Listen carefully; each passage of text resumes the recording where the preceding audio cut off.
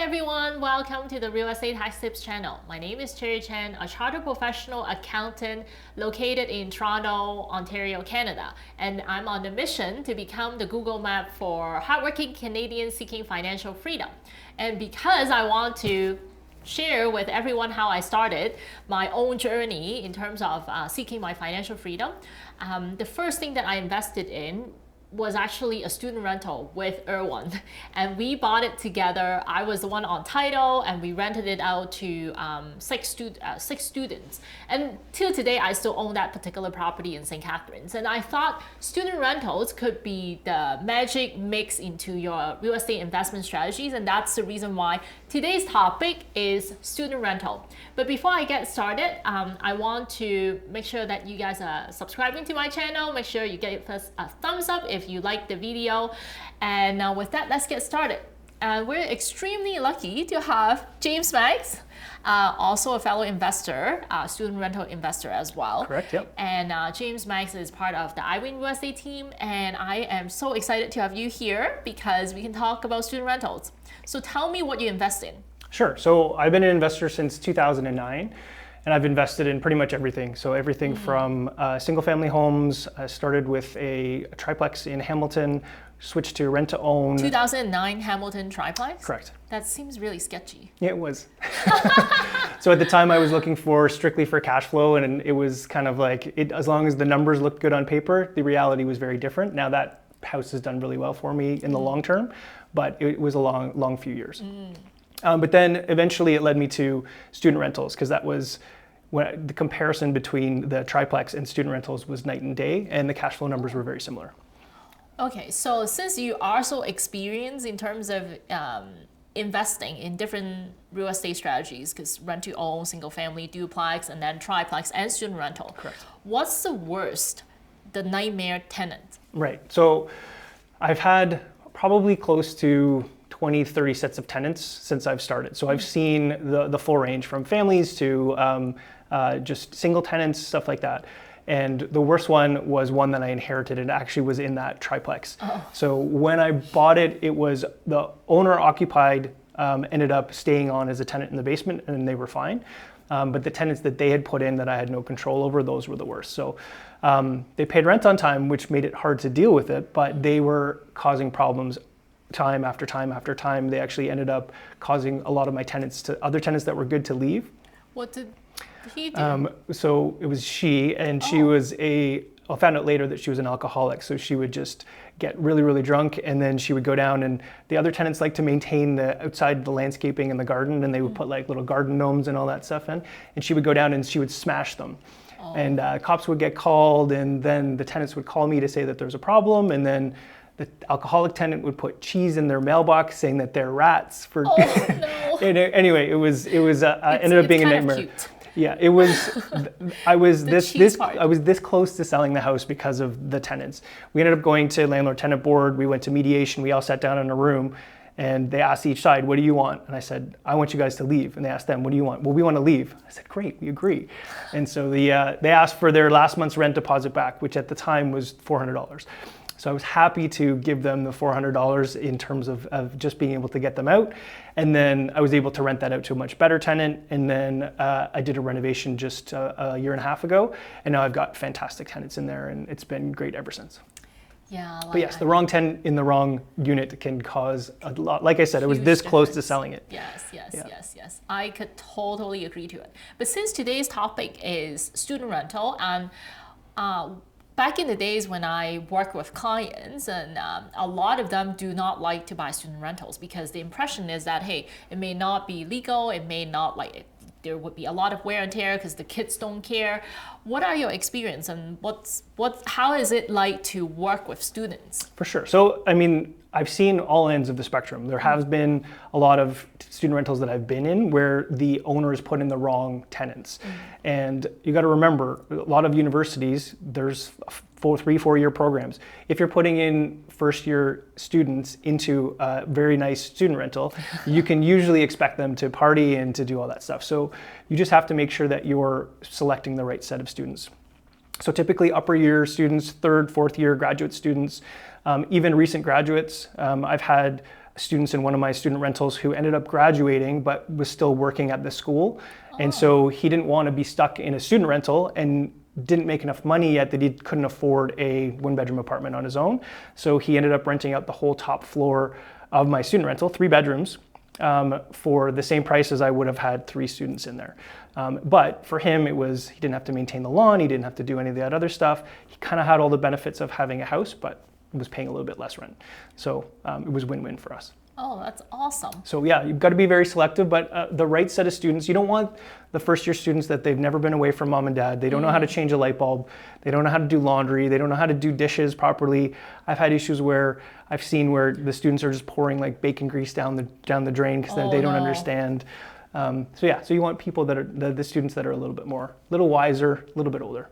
What are your experience with international students? Because I mean, people always ask me, do you know any rich Chinese people that can do all these things? And I'm like, I don't know. I am very, I've been here for over 20 years. All my ties are gone with the Chinese market. So tell me a little bit about international students. So there's, the huge demand, especially so McMaster is in Hamilton is one of the big markets that we invest in, and that's where my student rental is right now. I had one at Brock as well. They have a big international community there too. A lot of those students are looking for great housing, and they might have specific needs. Interesting story, as my set of students that are in my house now, they're actually international students. They're from India. They had looked at a bunch of different houses. Mine was definitely the nicest. We had just done a brand new renovation, granite countertops. It was not a typical student rental. And I did it that way on purpose so that I could attract a higher end of tenant, which would get me a little bit more rent. And their only request, they said they loved the house, but they wanted a bidet. Which we didn't have, and I said, you know what, for them, because they seemed like they were going to be fantastic students, it cost me $50 to have my handyman put it in, and they've actually been there for the 2 years of their program. I never received any phone calls. They've never missed a rent payment. That's awesome. The maintenance and repairs have been much lower than typical student rentals and stuff like that. So. Oh, cool! It's actually really worked out fine. It has, yes. Yes. I haven't had any issues with any of my students, and I think that comes down to the picking the right students for sure. That's awesome. So tell me the pros and cons. I heard a little bit about the pros already, but tell me the pros and cons of student rental investing. Sure. So the main reason why most people are looking at student rentals fundamentally comes down to cash flow. Yes. So in a single family house, you're looking at, rents vary all across the board. But you're typically going to get extra rent from students. So obviously the more bedrooms that you have, the higher the income is going to be. And so often you're getting much better cash flow versus a single family house. So how much per room can you get? So for McMaster and similar markets, you're looking at anywhere from $550 to $700 a room. $700 would be a much nicer unit, maybe with an ensuite bathroom, stuff like that. So on average, you're looking at most of the student rentals have about 6 bedrooms, 6 to 7. So anywhere from $4,000 a house I've seen. And so even if you look at the cost of the houses now having come up a little bit in the last few years, you're still cash flowing very well. Oh, cool. But people say that, maybe it's not legal. Right. So what does that mean? A student rental, it depends on the municipality. Every city kind of has its own bylaws. I know that, for example, Thorold has a student rental licensing, rental licensing. London has rental licensing. Hamilton doesn't currently. There is a pilot in place, but it's actually just considered a single family house. Oh, okay. It's not considered a student rental. There's actually no designation in the municipal bylaws as a student rental. One of the only requirements is parking to make sure you have enough spots based on the number of finished rooms in the house. So there's nothing to make legal. If you're putting in a second kitchen and making it more like a duplex, that's a different story. But the standard single family house that's being added a couple rooms here and there that you're just renting out to students, it doesn't fall under any different municipal bylaws. Okay, what about fire code? Fire code. So we still want to make sure that it's safe. So especially when you have students living in the basement, the recommendation is you're always putting in an egress window. Egress just means one extra way to get out of the house. Now, oftentimes there's full access to both floors, say if it's a bungalow or even a 2-story house, all the students can access every part of the house. But in the case of a fire, you want to make sure there's an extra means of exit. So that's where the basement window comes from. So I understand now the pros and cons of student rental.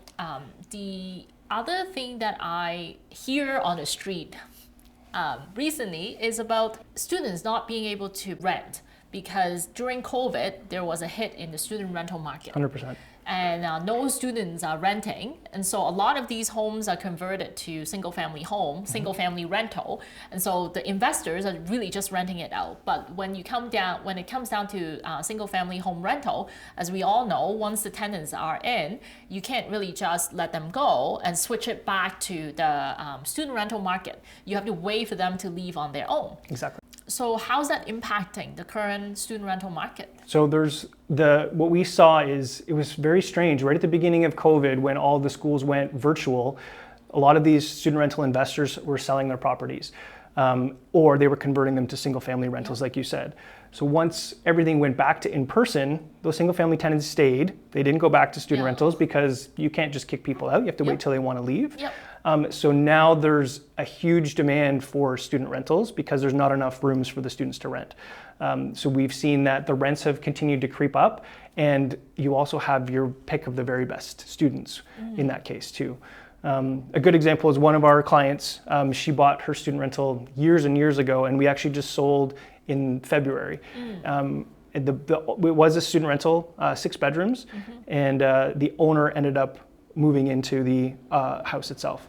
So didn't keep it as a student rental. So now you've taken 6 bedrooms out of the student rental market. And we saw that happen time and time and time again. So you can see that, and then now all these students are now back coming into person in classes. So there's a big demand for student rentals. So who's now the ideal student rental buyer? Sure. So, I mean, we've seen this over the last 10 years as well, is a lot of the times it's the parents who have a child who are going to go into their first year at whatever school is, and the options are you can either find them a room, or the parents ended up buying the house. They've got eyes on the street. They've got their child that's living in the house. Assuming they are responsible. Yeah, they do a little bit of the property management and upkeep and stuff like that. And in the meantime, the other rooms are all rented out, and those not only cover the cost of what the student would have been paying if they were renting another room, but if you look at like the mortgage pay down on the house and the appreciation and all that stuff, it can often be enough to cover the costs of the tuition and everything else. So a lot of our clients that are buying student rentals are their parents, and then just investors that are looking for decent cash flow. The cash flow on a student rental is often very comparable to a duplex. There's a little bit more work with the tenant turnover here and there, but the benefits can sometimes outweigh that. That's awesome. And I think one thing that I always forgot to mention is that student rental has this turnover thing, which can be a pain at times, but it could work in your favor. 100%. So like we said, with the single family houses, if say you wanted to sell the house, or say you wanted to, the rents were much lower than you wanted, you can't just kick the tenants out, and you can only increase the rent by a certain amount every year. This year, I think it's 2.5% or 2.9%, whatever, something ridiculous. So it works out to like $35 a month on most rentals. And rents have gone up, $100, $200 market average. The students are turning over typically every year to every 2 years, depending on the program that they're in. And then that means when you see now all of a sudden the huge demand for student rentals spike up, that typically means that rents will increase. So as soon as there's that student turnover, you can increase the rents. So it's on average, you're seeing every year you're able to increase the rents to whatever the market demand is. Wow, that's really awesome. Well, we've talked for a long time about student rental. I hope you guys get to understand a little bit about student rental market. For anyone who wants to work with you, how can they get in touch with you? For sure. So you can find me on the Infinity Wealth real estate page, or I'm just james@infinitywealth.ca. But the iWIN page has all of our contact information, and we'd be happy to help answer any more questions that you have. Yeah, if you like the video and find the video useful, make sure you give us a thumbs up, and make sure you also subscribe to our channel. Thank you. Until next time. Thanks, guys.